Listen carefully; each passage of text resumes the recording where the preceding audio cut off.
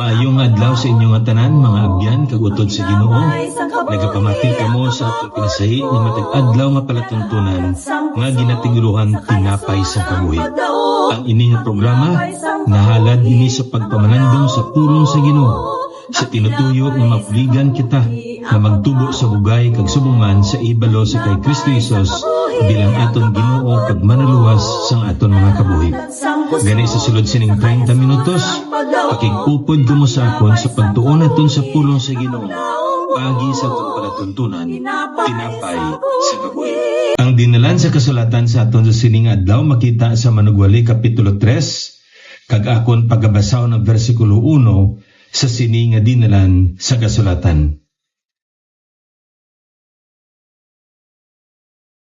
Ecclesiastes chapter 3 verse 1, sa tagsa kabutang may panag-on, kag tion sa tagsa kakatuyuan sa idalom sang langit. Salamat kita sa Ginoo sang dako nga pribiliyo, una gid nga makapamati kita sa mga matahom makalantahon nga makaaman sa aton mga panghunahuna kag digipusoon sa pagpamalandong sa iabala niya pulong. Kay kadua diri amugid ang pagbukas naton sa iya pulong agod nga aton nga matun-an kag mahibaluan ang mga kamatuoran nga gusto niya itudlo sa aton kag paagi sini aton nga masunod ang iya nga mga tinutuyo, mga plano niya para sa imo kag para sa akon bilang mga katapo sang iya panimalay kag subong man bahin sang iya nga ginarian. So kabay pa nga yadto nga pulong makapadayon gid sa paghangkat sa aton sa tuon naton sa aton nga pag-alagad kag subong man sa pagkabuhi naton para sa aton Ginoo nga mo si Kristo Jesus. I'd rather have Jesus. Amo yadto ang titulo sa kalantahon nga aton nga ginpamatian kag kung ikaw papilion kung ini kalantahon nangin dako man ini nga pagpangkat sa imo kag papilion ka. Sino bala imo pilion? Ang aton ni Ginoong Jesucristo o kon ang pilak o kon ang bulawan sa sini kalibutan? Siya o kon ang dalagko nga mga balay kag malapad nga mga duta? Siya o kon mangin isa ikaw kahari sa isa ka dako nga ginarian? Kag ang iniya kalantahon katahom sa iyang conclusion diri. I'd rather have Jesus than anything this world has to offer me. Amo ini kabay pa nga ang aton balang values sa aton yung pagkabuhi bilang isa ka Kristohanon, kabay pa nga nabutanggid sa insaktong paglantaw naton sang aton niya kabuhing Kristohanon nga wala na sang iban pa nga makatag kabulusgan sa aton, wala na sang iban pa nga maghatag sing kahulugan sa aton niya pagpangabuhi, wala na sing anuman niya butang nga makatag katumanan sa imo kag sa akon kundi ang aton gid lamang nga Ginoo. Ining mga butang diri, mga tinuga diri nga mga butang nga ginasaligan kag subong man ginaidagan sang tawo, may baloan naton yung umalagi lamang ini. Ayan, sa pila ka mga inadlaw, pila ka inoras, pila ka semana, pila ka mga binulan. Ayan, tinuig. Makatag ini kasiguruhan, makatag ini kahulugan. Pero may katapusan gid ini. Kati mga tinuga lamang ini. Apang kon ang Ginoo yan naton sa ligan, ini nga mga butang, ini nga mga paglaom naton, ini nga makahulugan sa aton pagpangabuhi, magapadayon gini tubtob sa katubtuban kay nga aman siya mismo wala sing katapusan.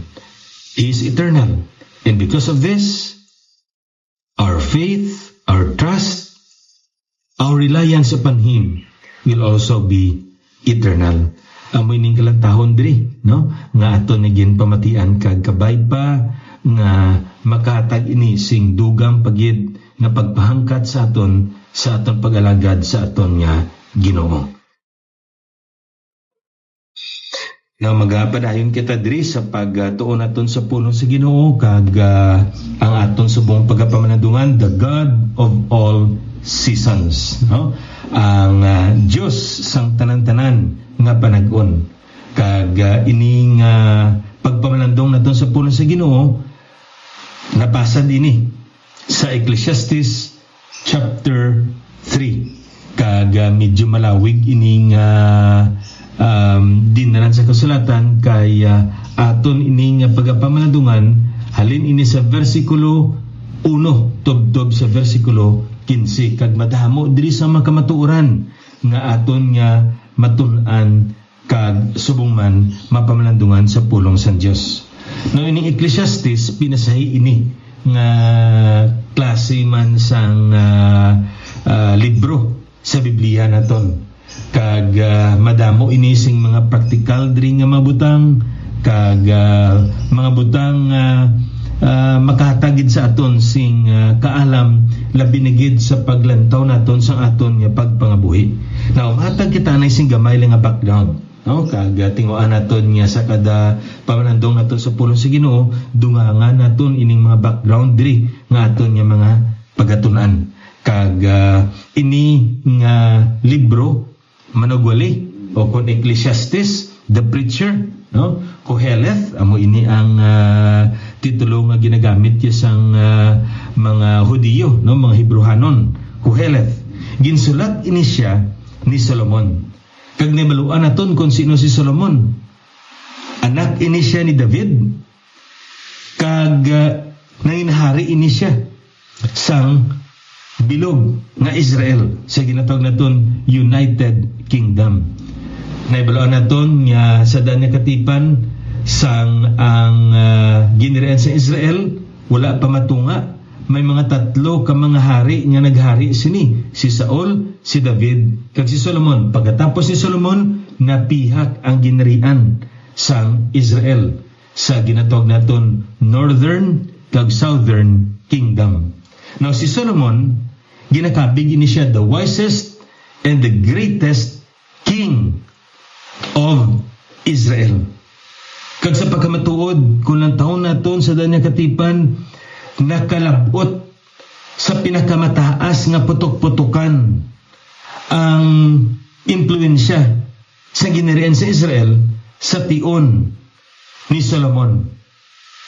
Wala ini na-experiensyan sang nasyon sa Israel sang naghari si Saul, naghari si David, kag sang napihak ining ginirian sa Israel, wala sila kaagi eksperyensya sang kabuganaan, sang katahom, kag kung ano kalapad ang impluensya sa ginirian sa Israel, wala ini nakatupong kag nakalabaw sa ginirian ni Solomon. Kag nibaluan naton nga maglapaw lamang ini sa tion nga si Ginoong Kristo ang maghari na pila ka adlaw sa ginatawag naton millennial kingdom. So amo ini kadako kag kalapad sa impluwensya sang ginirian sa Israel sa panahon ni Solomon. Tungod sa iya nga kaalam, maayo siya maniyo kag mag-administrar sang iya nga nasyon.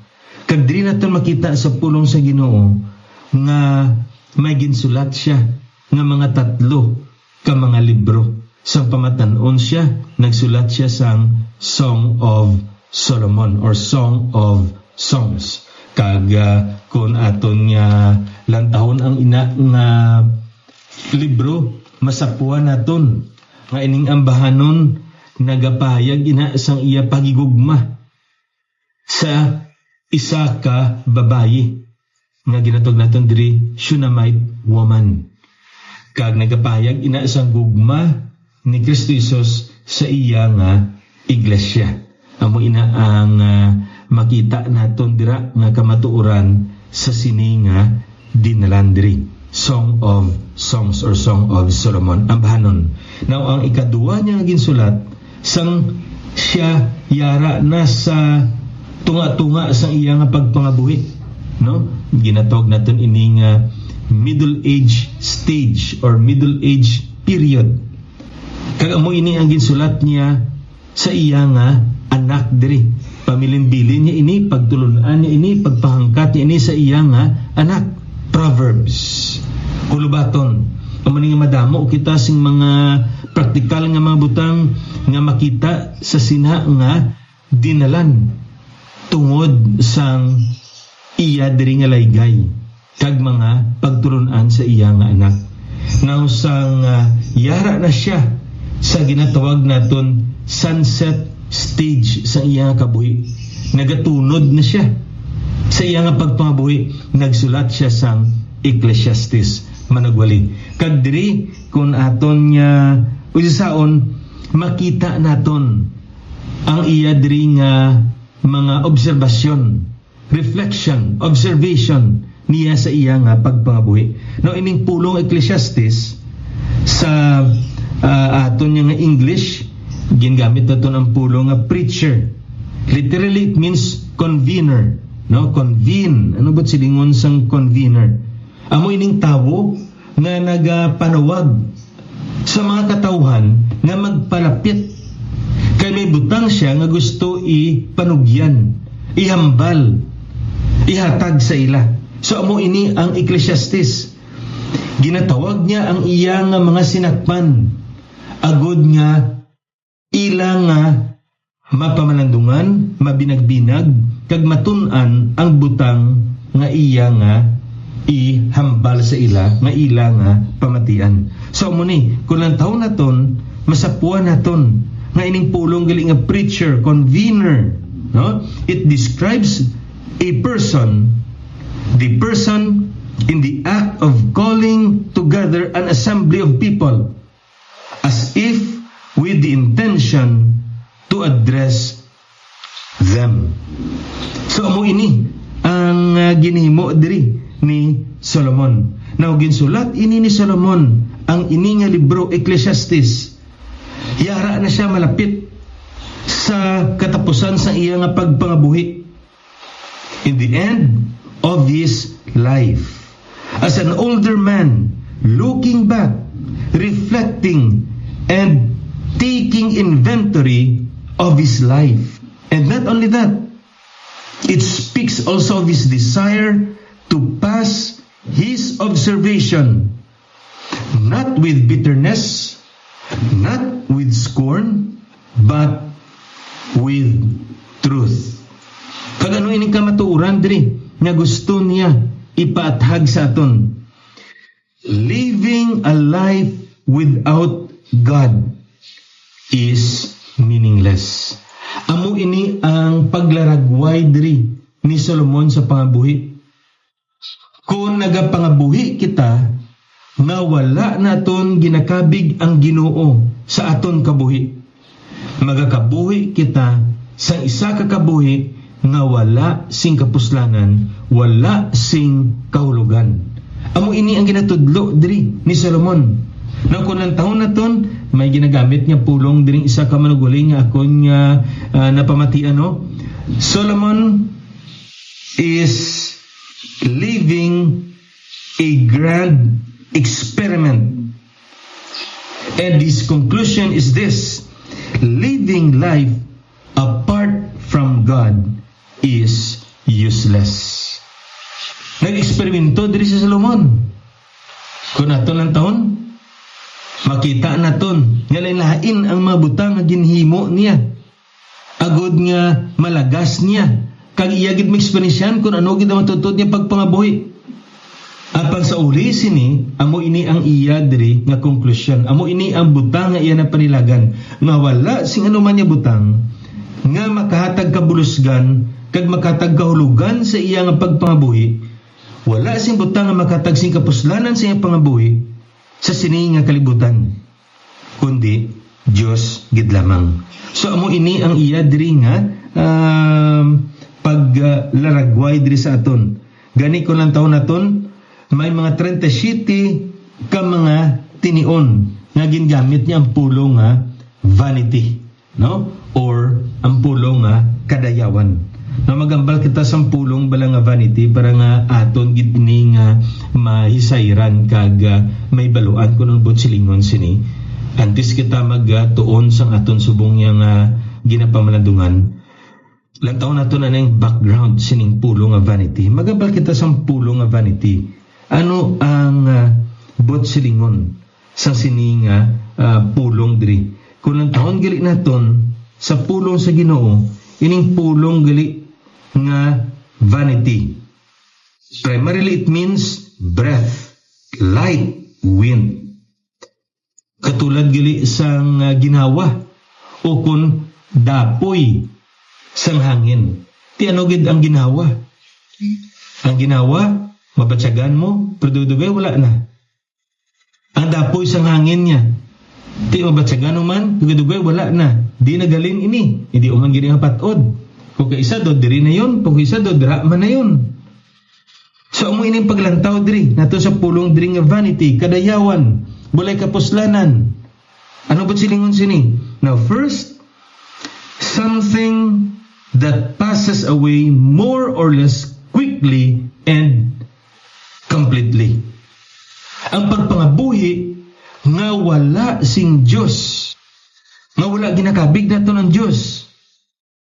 Do katulad inigali sa isa ka dapoy sang hangin nga nagaagi lamang kag tam-an kadali kag pagkatapos sina wala na. Amo ini ang pangabuhi naton. No, ikaduha diri nga masapuan naton no kag ang ginhambal diri sa aton nga notes diri. It denotes that which leaves either no result or no adequate result behind. Do katulad sa hangin, mabatsagan mo nga nagdapoy siya pero pagkatapos sin ano na, wala na. Ang pangabuhi sang tawo kung wala sang Dios, do isa lang kadapoy sang hangin. Subong ara, pero dugay-dugay, wala na. Sabagay kung lang taon mong ato ng pagpangabuhi, gadto ka sa sementeryo, ano kalaba ang pangabuhi sang tawo? Isa lang kagutlo. Diba? 1984 to 2020. Ano lang, gutlo lang, isa lang kadash. 1960 to 2016. Gutlo lang. Sa umuining pangabuhi isang tawo. Kag, labi na gid, kung wala naging kabig ang Diyos. Wala sing direksyon, wala sing kapuslanan, wala sing kahulugan ang iyang pagpangabuhi. Kag, amo pagid ini, ang ikatatlo. It denotes that which fails to satisfy the mind of man, which naturally craves for something permanent and progressive. So kung sa aton pa, ang pagpangabuhi nga wala Diyos, nga wala naton ginakabig ang Diyos, isa gali kakabuhi nga hindi makapuno sa pangunauna sang tawo. Amno kay isang may mga tawo nga nakapoy na sa pagpangabuhi. May mga tinion nga kung tamaan na kataklaron ang pangabuhi, do gusto nila utason ang ilayang nga kabuhi. Pero kung dulugon, kung hayahay, mambal sila nga botanin, hindi lang ko anay mapatay. Kaya gusto ko pa mag-amos sini, gusto ko pang ma-experience ang amos sina. Nga amos sina, kung maayo, daw wala kita mahandom nga mapatay. Pero kung malain, kag mabudlay, dighandom kita nga mapatay. Ayan, tungod, wala natin makonsiderar ang Diyos sa aton nga kabuhi. Amo na kung aton nga lang taon diri, masapuan naton nga naghatag diri sing dako nga panugyan pagtulunan si Solomon. Life without God is useless. It is meaningless. Wala sing pulos, wala sing kahulugan.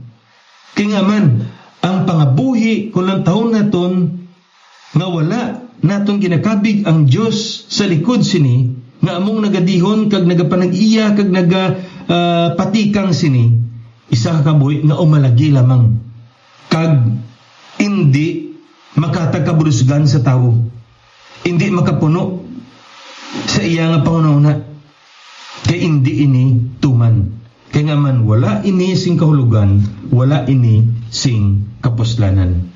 Gani, life apart from God, para sa kay Solomon, wala gid sing pulos. So ano diri ang ginatudlo ni Solomon. Una kamatuoran diri nga makita naton yung sini. God sets proper time for our life. God sets perfect time for the different seasons or stages or experiences of our life. Amo yung ginatudlo ni Solomon diri sa pagambalan diri sa aton sa kapitulo 3, sa tagsa kabutang may panag-on, kag tion sa tagsa katuyuan sa idalom sang langit. Una gid ang tagsa kabutang nga aton maeksperiensyahan sa sini pagpangabuhi naton, may ara gid panag-on. Kag sa tagsa ka panag-on nga aton maeksperiensyahan, may katuyuan gid nga ginaaman ang Dios sa imo kag sa akon. Amo niya kun aton nga lang taon sa Biblia ining pulong diri nga time.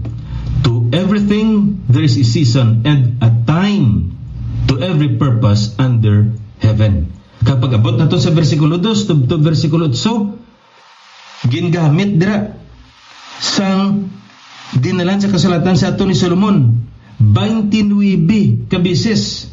28 halin sa 2 tub 8 kag isa sa versikulo 1. 29 ka beses ining pulong nga tion, time.